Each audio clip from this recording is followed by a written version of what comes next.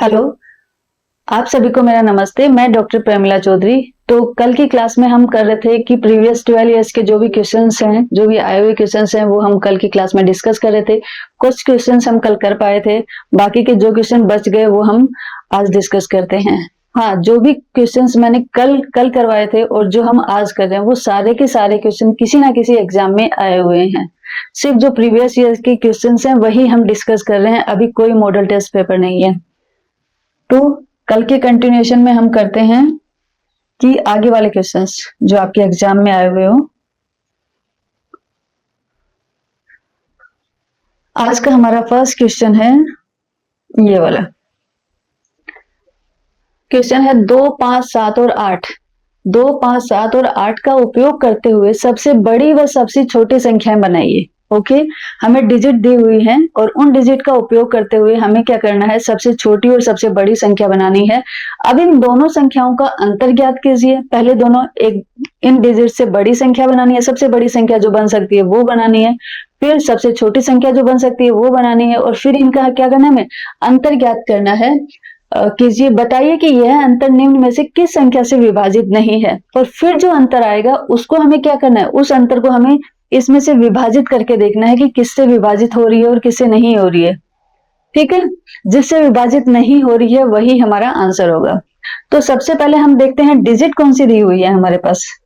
हमारे पास डिजिट दी हुई है इन्होंने 2, 5, 7 और 8। 4 डिजिट दी हुई है हमारे पास।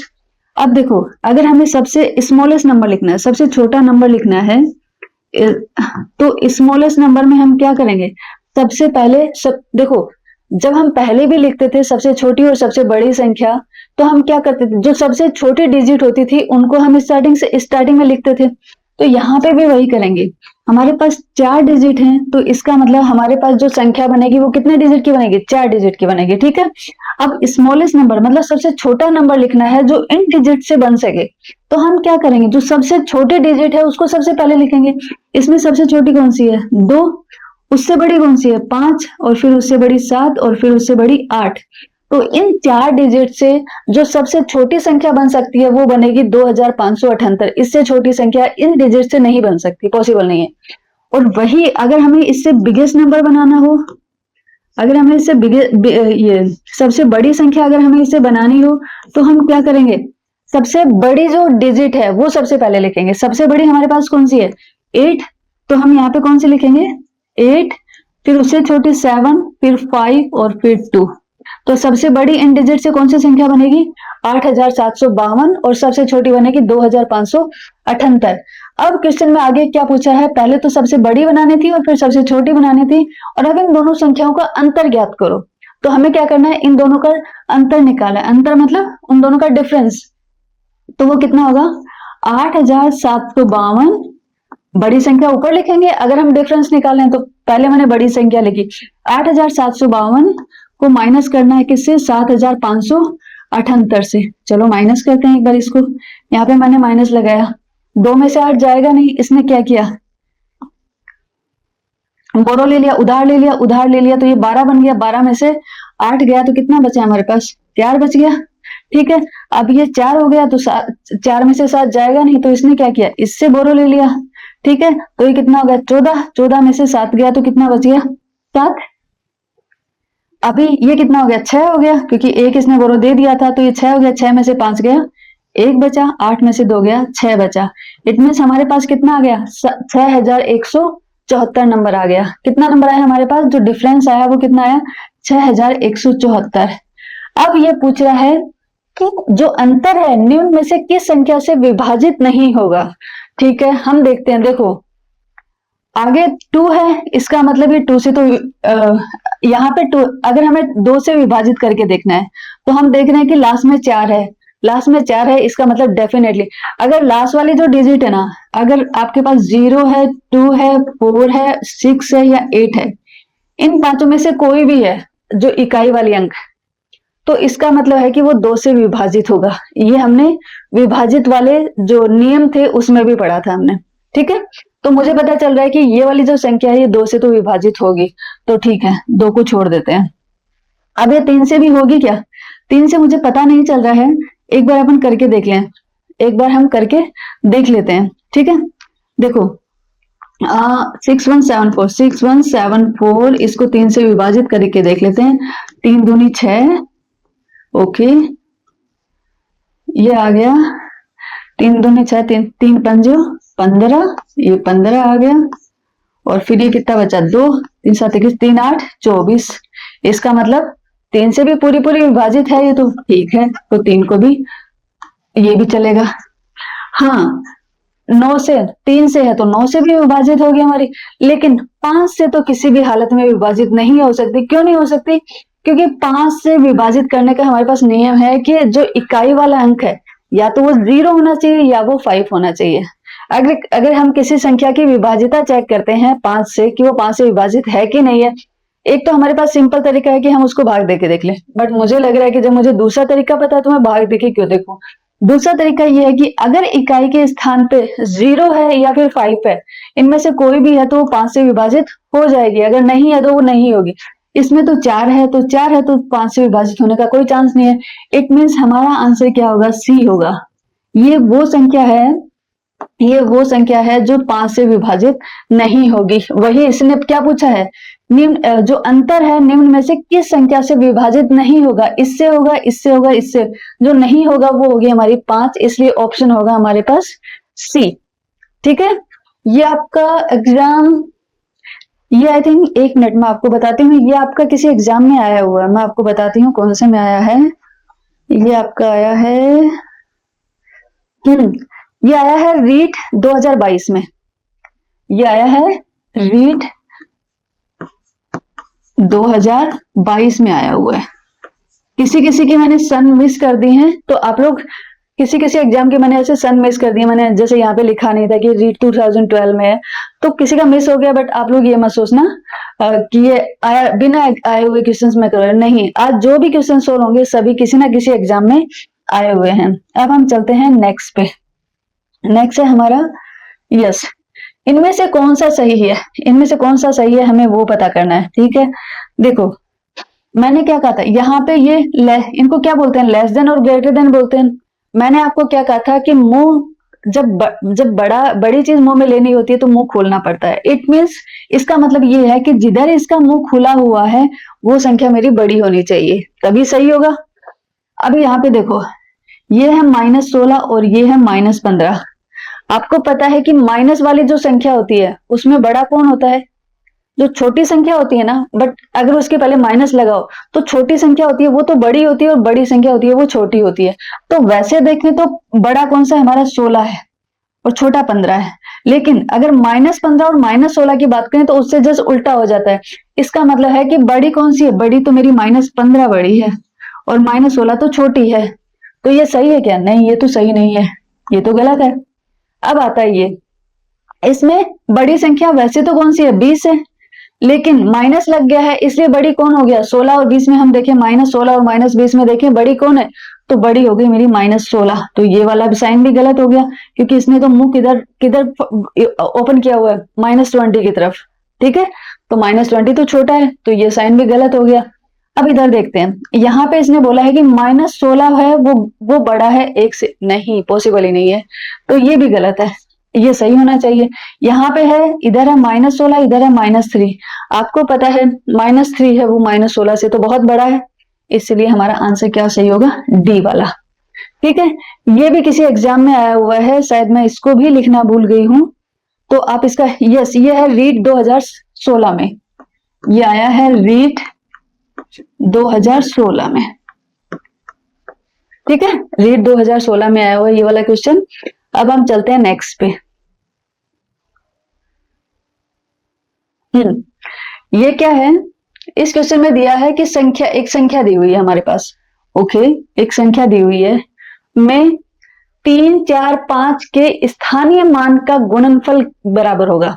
मतलब ये जो डिजिट दी हुई है कौन कौन सी? 3, 4 और 5, इनका हमें पहले स्थानीय मान निकालना है और स्थानीय मान को गुणनफल, उनको फिर आपस में गुणा करना है और फिर वो देखना है कि वो इनमें से किसके बराबर आता है। ठीक है, तो हम पहले क्या करते हैं, इन सभी संख्याओं का, इन सभी अंक का, ये सभी क्या है? अंक है। संख्या तो सिर्फ हमारे पास एक ही दी हुई है, वो कितनी है? 60321045 ये वाली संख्या दी हुई है। संख्या तो हमारे पास एक ही दी हुई है। अभी क्या है हमारे पास, डिजिट कौन सी है, 3, 4 एंड 5। तो 3 कौन सी है, ये है। 4 कौन सी है, ये है। और 5 कौन सी है, ये है। तो मैं पहले 3 का स्थानीय मान निकाल लेती हूँ। 3 का स्थानीय मान कैसे निकालेंगे, 3 मैंने लिखा और उसके आगे जितनी डिजिट है उतने मैं 0 लगा देती हूँ। 1, 2, 3, 4, 5, ये हो गई मेरी 3 का स्थानीय मान। अब मुझे 4 का स्थानीय मान चाहिए, तो वो 4 का स्थानीय मान कितना होगा, 4 मैंने एज इट इज लिखा। 4 के आगे कितनी संख्या है, कितनी इकाई है, 1 है, तो मैंने 1 0 लगा दिया। अब मैं 5 का स्थानीय मान लिखूंगी, तो 5 का कितना, 5 के आगे कोई डिजिट है, नहीं है, तो 5 का स्थानीय मान कितना होगा, सिर्फ 5। तो मैंने यहाँ पे क्या, 3 का स्थानीय मान निकाल लिया, 4 का निकाल लिया और 5 का निकाल लिया। अब मुझे क्या करना है, इसका गुणनफल निकालना है, मतलब इनको गुणा करना है आपस में। ओके, इनको आपस में गुणा कर लेते हैं। पहले इन दोनों को कर ले। क्या करना है हमें, ये क्या कितना है, 3 लाख। ठीक है, 3 लाख है। 3 गुणा 5 चौके 20, 200, ये 200 हो गया। अब गुणा के लिए हम एक काम करते हैं, एक बार ये 0 तो छोड़ देते हैं कि कितने 0 हैं, 0 छोड़ देते हैं। एक बार हम 2 को 3 से गुणा कर लेते, 3 दूनी 6, 6 आ गए। कितने 0 है, 5, 6, 7, तो 7 0 आ जाएंगे। 1, 2, 3, 4, 5, 6, 7, 3, 2, 2, 6 करोड़। कितने हो गए, 6 करोड़। यहाँ पे देखते हैं 6 करोड़ मुझे यही लग रहे हैं। 7 7 0 है ना, 5 7, 1 2 3 4 5 6 7, ये 6, ये हमारा आंसर हो गया। ठीक है, तो जो क्वेश्चन में बोलता है मैथ्स का, जैसे मैं आपको दोबारा बता रही हूँ, मैथ्स का सबसे सिंपल रूल यही है कि जो ये क्वेश्चन में बोल रहा है वही चीजें आप लिखते जाओ, वही चीजें आप करते जाओ, आपका आंसर जो है वो ऑटोमेटिकली आ जाएगा। बस ये जो बोल रहा है, क्वेश्चन में बोलता है, वो आपको करना होता है। ठीक है, अब ये आता है हाँ, जो पीछे वाला था मैंने इसमें लिखा हुआ है कि कौन से एग्जाम में आया, इसका भी नहीं लिखा है। ओके, ये आया हुआ है आपका, मैं बताती हूँ आपको, ये भी किसी एग्जाम में आया हुआ है आपका। ये आया हुआ है रीट 2021 में, ये आया हुआ है रीट, ये आया हुआ आपका रीट 2021 में ये आया हुआ है। ठीक है, अब चलो हम नेक्स्ट में चलते हैं। इसका लिखा है मैंने, ये है सीटेट 2016 में आया हुआ है। ठीक है, इसमें क्या पूछा है, एक बार इसको भी देख लेते हैं। इसमें इसने बोला है यदि 15,201 में 5 का स्थानीय मान, ठीक है, इस संख्या में जो 5 का स्थानीय मान है, प्लस 2,659 में 6 का स्थानीय मान, ओके, इसका स्थानीय मान equals to 7 into something, 7 into फिर ब्लैंक दे दिया, खाली स्थान दे दिया, तो रिक्त स्थान में संख्या है, तो रिक्त स्थान में क्या आएगा वो हमें लिखना है। ठीक है, जो पहले इसने दिया है वो लिख लेते हैं हम। इसने क्या दिया है, 15,201 पहली संख्या दी है, और इसने बोला है कि इसमें 5 का स्थानीय मान, तो इसमें 5 का स्थानीय मान कितना होगा, 5 मैंने नीचे लिख लिया, इसके आगे जितने डिजिट हैं वो मैंने डिजिट लगा ली, तो 5 का स्थानीय मान कितना हो गया, 5,000।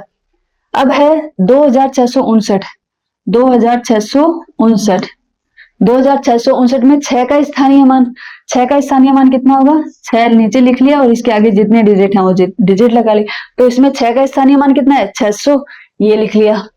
तो इन दोनों को क्या करना है, प्लस करना है। ठीक है, मैंने यहाँ पे प्लस कर दिया, इक्वल्स टू 7 इंटू ब्लैंक दिया हुआ, रिक्त स्थान दिया हुआ है, तो यहाँ पे मैंने क्या मान लिया, ए मान लिया, ए मैंने एज्यूम कर लिया कि वो जो संख्या है जिसकी हमें मान निकालना, जिसकी हमें वैल्यू निकालनी है वो ए है, तो मैंने यहाँ पे ए रखा। अब इन दोनों को प्लस कर देते हैं, तो कितना हो गया, 5,600 बराबर 7a। अब ए की वैल्यू निकालनी है, तो मैं क्या करूंगी, इसको इससे डिवाइड करूंगी, 7 कहाँ पे आएगा, इसके नीचे आ जाएगा। हाँ, तो a इक्वल टू कितना हो गया, 5600/7, यही हो गया। 7 8 56, 800, कितनी बार भाग जाएगा इसका, 800 बार। ठीक है, जब 5600 को हमने 7 से गुणा किया तो हमारा कितना आ गया, 800 आ गया। तो आंसर कौन सा है हमारा, डी, डी हमारा आंसर है, यही आंसर होगा। ये सीटेट 2016 में आया हुआ है ये क्वेश्चन, तो ये भी आप कर लेना, अच्छा क्वेश्चन है। अब हम चलते हैं नेक्स्ट पे। नेक्स्ट है एक संख्या दी हुई है, इसमें स्थानों का इसमें क्या करना है हमें, यस एक संख्या दी हुई है, ये देखो कितनी बड़ी संख्या है, ये है 1,70,65,809, ठीक है। इसमें 769 के स्थानीय मानों का योग, मतलब ये जो डिजिट दी हुई है इन डिजिट का हमें क्या करना है, स्थानीय मान निकालना है और स्थानीय मान निकाल के उनका हमें योग कर देना है। तो सबसे पहला टास्क क्या है हमारा, उनका स्थानीय मान निकालना। तो देखो पहले मैं संख्या लिख लेती हूँ, 1,70,65,809, 809। इसमें किस किस का निकालना है, 7 का निकालना है, तो मैं 7 के नीचे 7 लिख देती हूँ, बाकी जितनी संख्याएं हैं मैं उतने 0 लिख देती हूँ। तो 7 का स्थानीय मान निकल गया, 1 2 3 4 5 6, 1 2 3 4 5 6, 7 का स्थानीय मान निकल गया मेरा। अब आता है मेरा 6 का, 6 कहाँ पे, यहाँ पे मैं 6 नीचे लिख देती हूँ, इसके आगे जितने अंक हैं उतने मैं 0 लगा देती हूँ। तो 6 का स्थानीय मान निकल गया, कितना निकला, 60,000। फिर किसका निकालना है, 9 का स्थानीय मान, तो 9 के नीचे 9 लिख देती हूँ। 9 के आगे कोई अंक है, नहीं कोई अंक नहीं है, तो हम इसको ऐसा कैसा छोड़ देंगे। इनका क्या करना है, स्थानीय मानों का योग करना है, तो चलो अपन यहीं पे योग कर लेते हैं। 9 ऐसा कैसा आ गया, 0 0 0 3 0 आ जाएंगे। अब आ गया 6, अब आ गया 0, अब आ गया 7, तो ये कितना हो गया, 70,60,009, 70,60,009, ये रहा 70,60,009। तो सी वाला ऑप्शन हमारा सही है। तो ये आपका आया हुआ रीट 2017 में। देखो जो हमने पीछे थ्योरी पढ़ी है उस थ्योरी के हिसाब से अगर आप देखते हो तो आपके सारे के सारे क्वेश्चंस आप अटेम्प्ट कर पा रहे हो, ठीक है, उसमें कोई भी प्रॉब्लम नहीं आ रही है, आप सारे के सारे क्वेश्चंस इजीली अटेम्प्ट कर पा रहे हो। इसलिए आप थ्योरी अच्छे से पढ़ लेना, जो पीछे के लेक्चर्स है वो अच्छे से अटेंड कर लेना कि आपके जो थ्योरी में जो भी कॉन्सेप्ट है वो क्लियर हो जाए। अब नेक्स्ट आता है हमारा, इसमें क्या दिया, एक संख्या दी हुई है 30,028, 30,028 दी हुई है, इक्वल टू 28 इकाई 28,000 प्लस समथिंग को रिक्त स्थान पर संख्या कितनी है वो भरो, ऐसे बोल रहा है, ठीक है, भर देते हैं। पहले दिखते हैं 28 इकाई, तो 28 इकाई, इकाई मतलब 1, ओके। 28,000 तो 28,000, 28,000 मतलब 1000 प्लस दहाई। अब दहाई कितने कितने की दहाई है वो पता नहीं है, तो हम एक ही ले लेते हैं।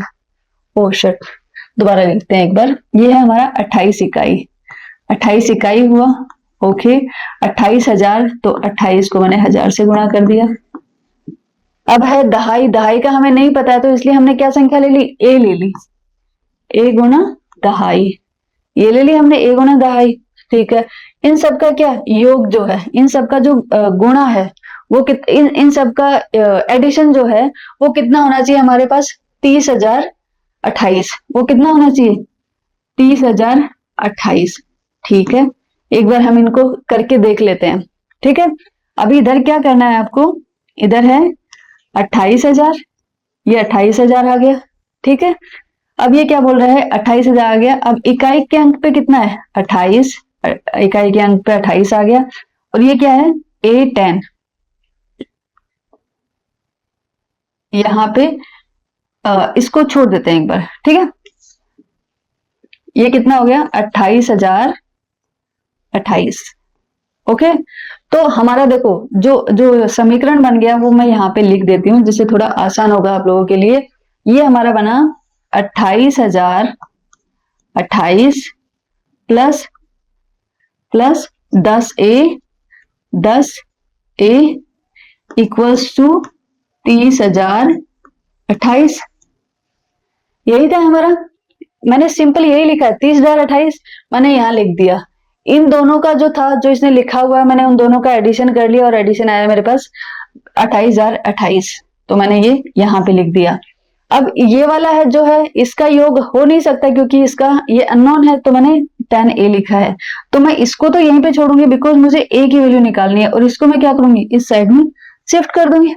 तो इस साइड में अगर इसको शिफ्ट करते हैं तो कितना आएगा, ये आ जाएगा, ये इक्वेशन क्या बन जाएगी, 10A बराबर कितना हो जाएगा 30,028, ओके, और ये क्या है, माइनस हो जाएगा, कितना माइनस होगा, 28,000 28, ओके 28,000 28, ये वाला समीकरण ये बन गया, ये वाला क्या, ये बन गया।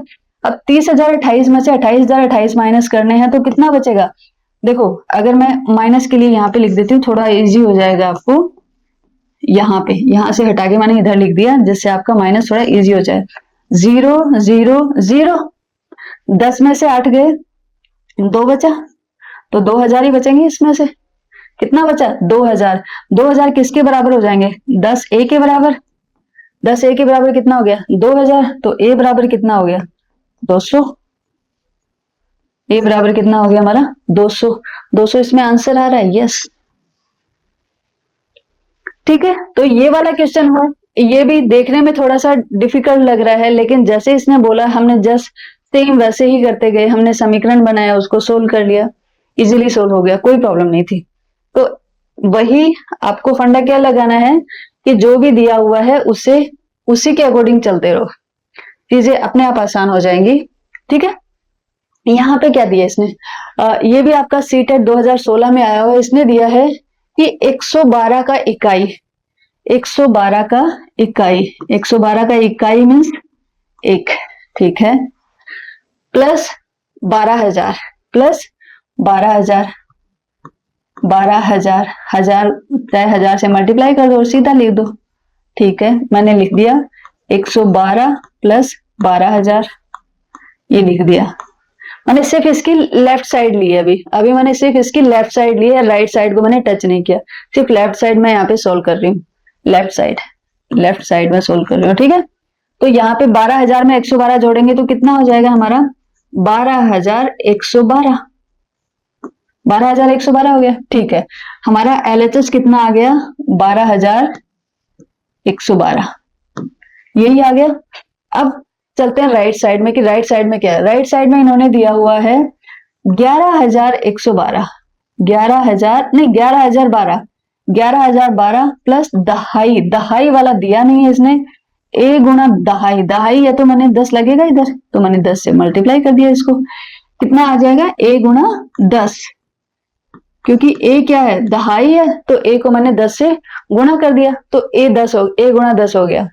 अब ये समीकरण को सोल्व करते हैं, इजी से इक्वेशन है, इसको सोल्व करते हैं। देखो हमें किसकी वैल्यू निकालनी है, हमें ए की वैल्यू निकालनी है, तो ये तो हमें एक साइड रख लेते हैं, बाकी की जो भी संख्याएं हैं उनको एक साइड कर देते हैं। तो मैं इसको क्या करती हूँ, यहीं पे रखती हूँ, बट इस साइड में लिख देती हूँ ए गुणा 10, ए के इस साइड में क्या है, 12,112, 12,112, इसमें से माइनस करना है, क्योंकि 11,000 जो है वो इधर प्लस का है, तो इधर जाके किसका हो जाएगा, माइनस का हो जाएगा, तो इसमें से माइनस करना, तो मैं इसके नीचे ही लिख रही हूँ जिससे माइनस करने में थोड़ा इजी रहे। ठीक है, अब माइनस कर देते हैं, 0 बचा 0, ये 1 आ गया, 2 में से 1 गया, 1 आ गया। ठीक है, 1,000 ये एक 0 हो गया, तो इट मीन्स ए गुणा 10 इज इक्वल टू कितना हो गया, 1,100, यही हो गया 1,100।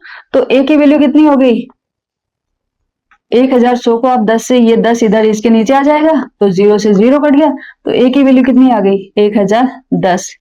ए की वैल्यू कितनी हो गई, 1,010, 1,010 है क्या, यस, डी वाला ऑप्शन है हमारा 1,010। ये भी सिंपल है, लेकिन आप देखो कि इस टाइप वाले क्वेश्चन कितनी बार एग्जाम में आए हुए हैं, कितनी बार एग्जाम में आए हुए हैं, तो इसकी प्रैक्टिस करना, मे भी अब की बार भी आप लोगों का इसी टाइप का क्वेश्चन आ जाए, क्योंकि ऐसे वाले क्वेश्चन बहुत बार आए हुए हैं, मे भी संख्या चेंज कर देते हैं, लेकिन कॉन्सेप्ट हमेशा यही रखते हैं। तो इस कॉन्सेप्ट पर आधारित जो भी क्वेश्चन है उनको ज्यादा से ज्यादा सॉल्व करो आप। नेक्स्ट आता है, निम्नलिखित में से कौन सा, देखो ये बोल रहा है कौन सा 11,1111 संख्या का प्रतिनिधित्व करता है। अब देखो 11,000, देखो 11 जैसे मेरे को पढ़ते ही क्या लगा कि मैं देखती हूँ कि नंबर कौन सा है, जैसे इसने लिखा है 11,1111, ये कितना है, 11 नहीं, ये है 1,11,000, मतलब ये वाली संख्या तो नहीं है, ये है क्या, ये तो कुछ 12,000 आ रहा है, या तो इसने लिखा है 11,1111, ये तो गलत है, ये तो लिखने का तरीका ही नहीं हुआ, ये नहीं। ठीक है, अब ऊपर चलते हैं, अब हम करते हैं, ये क्यों नहीं है, ये क्यों नहीं है, देखो इसको अगर आप लिखोगे तो ये कितना है, ये कितना है 11, ये कितना है 11, ये कितना है 11, तो इसका तो क्या मीनिंग हुआ, नहीं हुआ, ठीक है, क्योंकि तो 11 11 प्लस हो जाएंगे, हाँ ये तो 11 11 प्लस हो जाएंगे, तो ये तो कोई नहीं सेंस नहीं है। अब हम क्या करते हैं, तो फिर सबसे पहले मेरे पास भी यही दिमाग में आइडिया आया, और आप लोग देखोगे तो हो सकता है आप लोगों के भी यही है कि जो नंबर बोला हुआ है इसने शब्दों में लिखा हुआ है वो अंकों में देखते हैं कहीं पे लिखा हुआ है क्या, लेकिन इसने नहीं लिखा हुआ, तो फिर हमें क्या करना है, हमें जो इसने लिखा है हम वही करते हैं। इसने लिखा 11,000 तो मैंने लिखा 11,000, 11,000, फिर इसने लिखा 1100 मैंने लिखा 1100, ओके, फिर इसने लिखा 11 मैंने लिखा 11, लिख दें 1 1 1 2 1, कितना हुआ 12,111, 12,111, ऑप्शन कौन सा सही है, बी वाला। मैंने क्या किया है, ऐसे अगर मैं सीधा देखूं कि ये 11,1111 है क्या, नहीं है, तो मैंने इसमें से तो कोई सा भी ऑप्शन नहीं है ऐसे, तो हम क्या करेंगे, इसको लिख के देखेंगे, मैंने जो बोला वही लिखा, उसको ऐड किया, तो मेरा कितना टोटल नंबर कितना बन गया 12,111। तो ये आया हुआ है आपका सीटेट 2018 में, इसका लेवल थोड़ा सा हाई है, बट अगर आप इसे भी शांति से बैठ के सोचोगे तो ये वाला क्वेश्चन भी आप लोग इजीली कर सकते थे, ठीक है। अब चलते हैं नेक्स्ट पे, नेक्स्ट है हमारा किन्हीं दो परमेय संख्याओं के बीच, ये जस्ट जो हमारे तथ्य होते हैं उन तथ्यों में से दिया हुआ है, ये क्या बोल रही है, किन्हीं दो परमेय संख्याओं के बीच इनमें से कौन सा, कोई परमेय संख्या नहीं होती है, ऐसा तो नहीं हो सकता। परमेय संख्याएं कौन सी होती हैं, जो भिन्न वाली संख्याएं होती हैं वो होती हैं, जैसे मैंने लिखा है यहाँ पे 2/1 और 3/1, ये दो संख्याएं हैं, परिमेय संख्याएं हैं ये, ठीक है। तो इनके बीच में, किन्हीं दो परमेय संख्याओं के बीच में, इनके बीच में कोई परिमेय संख्या नहीं होती, ऐसा तो नहीं हो सकता। अगर मैं कर दूं यहाँ पे मान लो मैंने किया यहाँ पे 5/2, 5/2 कर दिया, 5/2 किया, क्योंकि इसकी वैल्यू कितनी आती है, 2 दूनी 4, 2.5, तो 2.5 तो 2 और 3 के बीच में ही रहता है ना, तो इसलिए ऐसा नहीं है कि दो परमेय संख्याओं के बीच में कोई परमेय संख्या नहीं आ सकती, बहुत सारी परमेय संख्या आ सकती है, कोई परमेय संख्या नहीं, ये तो गलत है। केवल एक परमेय संख्या होती है, नहीं एक नहीं, यहाँ पे हजारों परमेय संख्या बन सकती है, तो ये भी गलत है। अनंत परमेय संख्याएं होती हैं, यस अनंत होती हैं, बहुत सारी, कितनी भी आप अगर चाहो ना तो आप इन दोनों के बीच में अनलिमिटेड परिमेय संख्याएं आप बना सकते हो, अनंत परिमेय संख्याएं होती हैं। केवल एक परिमेय संख्या होती है और कोई एक अपरिमेय नहीं, परिमेय संख्याओं के बीच में अपरिमेय एक एक होना नहीं, ये कोई स्टेटमेंट सही नहीं है। हमारा क्या होगी, आपको हमेशा ये तथ्य याद भी रखना है कि अगर कोई भी दो परिमेय संख्या दी हुई है तो उनके बीच में अनंत परिमेय संख्याएं पॉसिबल हैं, ठीक है। तो ये हो गया आपका सी।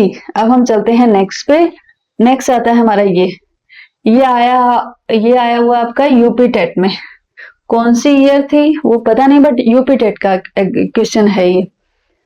वैसे तो मैं चाहती तो ये वाला जो क्वेश्चन था वो आपको भिन्न वाले में भी करवा सकती थी, लेकिन फिर मैंने सोचा कि एडिशन का है तो यहाँ पे ट्राई कर लेते हैं, ठीक है। अगर यहाँ पे भी देख लो, अगर यहाँ पे होता है तो ठीक है, नहीं तो भिन्न वाले में मैं एक बार भिन्न वाला जो क्वेश्चन है वो दोबारा करवाई दूंगी। अगर आपको फिर भी एक बार आप लोग देख लो, शायद आप लोग कर पाओ इसको।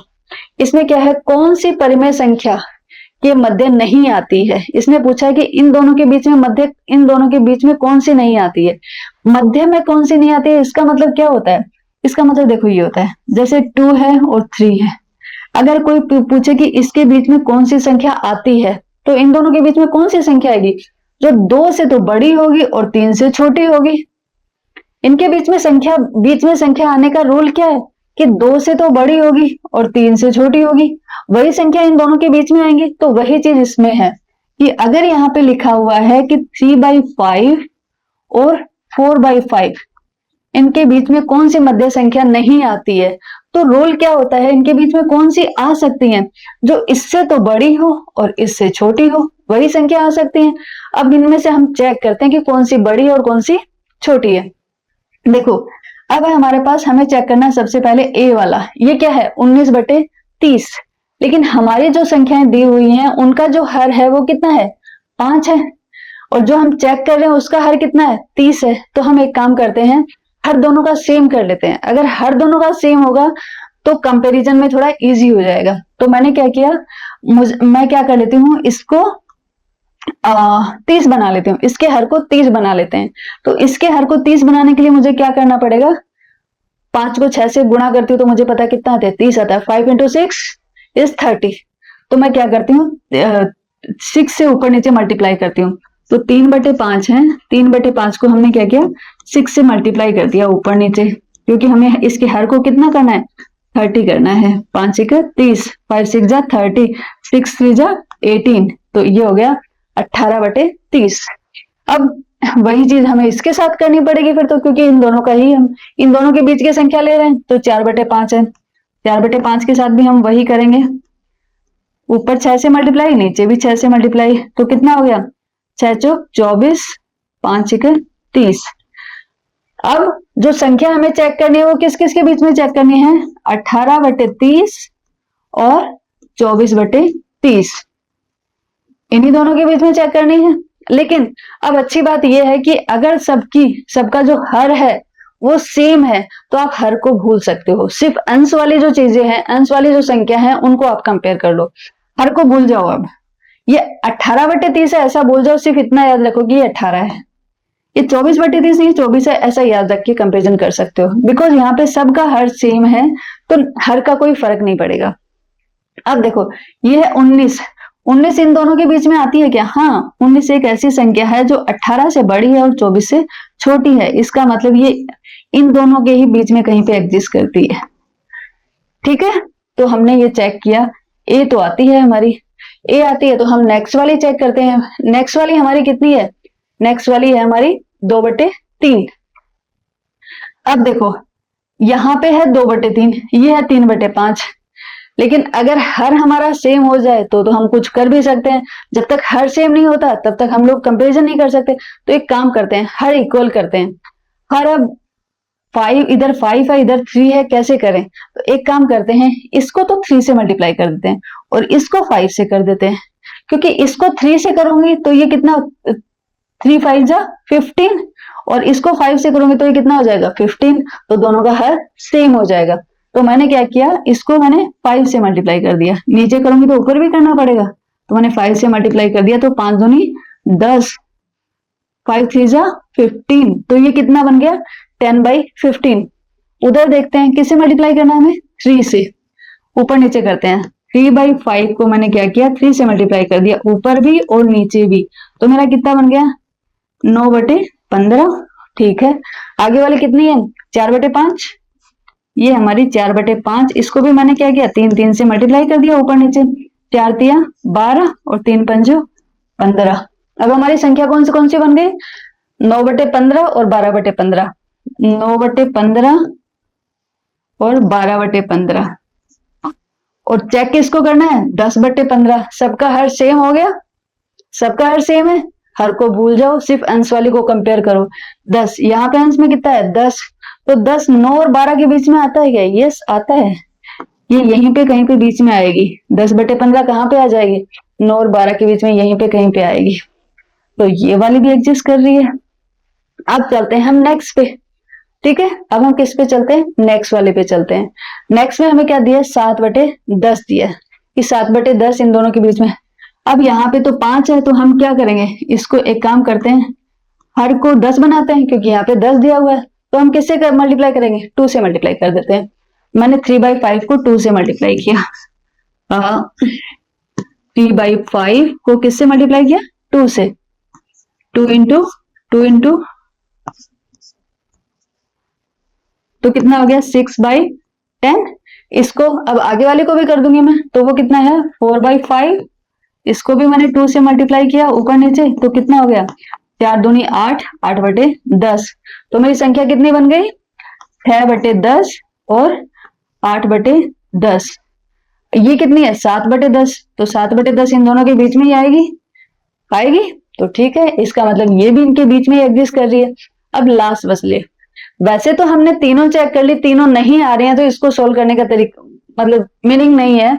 हमें पता है कि ऑप्शन यही होगा, लेकिन फिर भी जस्ट आप लोगों के क्लियरिटी के लिए मैं आपको करके दिखा देती हूँ। अगर ऐसा एग्जाम में हो तो आपको एग्जाम में करके देखने की जरूरत नहीं है। आपको पता है कि जब तीनों एग्जिस्ट कर रही हैं तो डेफिनेटली ये वाली नहीं करेगी।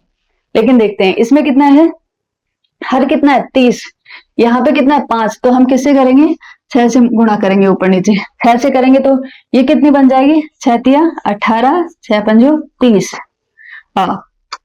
18/30। और ये आगे वाली कितनी बन जाएगी 6 चौक 24, 24/30। और ये कितनी है 16/30। तो 16 तो इनके बीच में तो नहीं आएगा, 16 तो इधर आएगा 16/30। यहाँ पे तो 18 के बाद में 19 आएगा, 20 19/30, 20/30, 21/30, 22/30 ये सब आएगा। 16 तो नहीं आएगा, 16/30 तो कहाँ है, इससे बाहर ही है, इससे पहले ही आ जाएगा। तो हमारा कौन सा आंसर हो गया, आंसर हो गया हमारा डी, जो कि यूपी टेट में आया हुआ है। तो ऐसे वाले क्वेश्चंस भी आपको आ सकते हैं, ध्यान रखना और इसकी थोड़ी प्रैक्टिस कर लेना। नेक्स्ट आता है, निम्न में से कौन सा कथन सही है। ओके, इसमें क्या दिया हुआ देखो, तीन विषम संख्या, ये सीटेट 2015 में आया हुआ है। इसमें क्या हुआ, तीन विषम संख्याओं का गुणनफल एक सम संख्या है।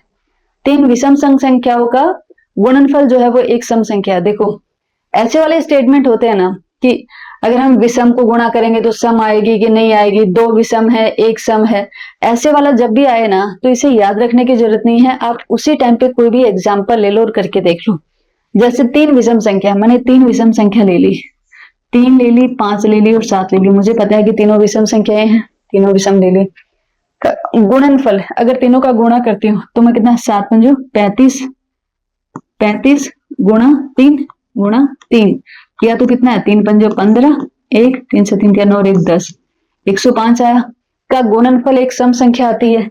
ये सम संख्या है क्या, ये सम संख्या नहीं है। क्यों नहीं है, क्योंकि इसका जो इकाई अंक है वो 5 है। अब सम संख्या कब होती है, जब इसका इकाई अंक क्या होता है, 0 होता, 2 होता, 4 होता, 6 होता या 8 होता। इनमें से अगर कोई भी इसका इकाई अंक होता तभी वो सम होती, अदरवाइज वो सम नहीं हो सकती। ठीक है, तो ये स्टेटमेंट तो इसका गलत हो गया कि अगर तीन विषम संख्याओं का गुणा करते हैं तो वो संख्या सम आती है। ये स्टेटमेंट तो इसका गलत हो गया, वो भी विषम संख्या ही आएगी। अब नेक्स्ट क्या है, एक सम संख्या और एक विषम संख्या का अंतर। एक सम ले लेते हैं हम, एक सम है हमारी 2, एक विषम ले लेते हैं, विषम है हमारी 3 का अंतर एक सम संख्या होगी। 3 में से 2 माइनस करो, कितना आया 1, वो एक सम संख्या होगी। एक क्या कोई सम संख्या है, ये तो सम संख्या नहीं है, तो ये भी गलत हो गया। ठीक है, अब हम नेक्स्ट वाला देख लेते हैं। दो विषम संख्या ले ली हमने 3 और 5, ठीक है। और एक सम संख्या ले ली, सम संख्या 2 ले लिया मैंने। एक सम संख्या का योगफल, इनका जो योगफल करते हैं वो एक सम संख्या आती है। जोड़ के देख लेते हैं, 5 और 3 8, 8 और 2 10, इनका जो योगफल है वो सम संख्या था। यस, 10 एक सम संख्या है हमारी। ठीक है, तो ये स्टेटमेंट इसका सही है। ऐसा ये है, तीन विषम संख्याओं का योगफल एक सम संख्या है। ठीक है, तीन विषम संख्या मान लो 3 5 और 7, इनका योगफल देखो कितना आता है, 7 और 3 10, 10 और 5 15। क्या ये सम है, नहीं, 15 तो सम में नहीं आता, तो ये स्टेटमेंट भी गलत है। तो हमारा स्टेटमेंट कौन सा सही हो गया, ये हो गया। अब इस स्टेटमेंट में आपको कुछ भी याद रखने की जरूरत नहीं थी, सिर्फ आपको क्या करना है कि इसने जो बोला हुआ वो करके देख लो। अगर आंसर आ रहा है तो सही है, नहीं आ रहा है तो वो तथ्य गलत है। ठीक है, तो इस टाइप वाले क्वेश्चन जब भी आए तो ऐसे एग्जाम्पल लेके आप सोल्व कर सकते हो, जैसे मैंने आपको अभी यहाँ पे बताया है। हम चलते हैं नेक्स्ट पे।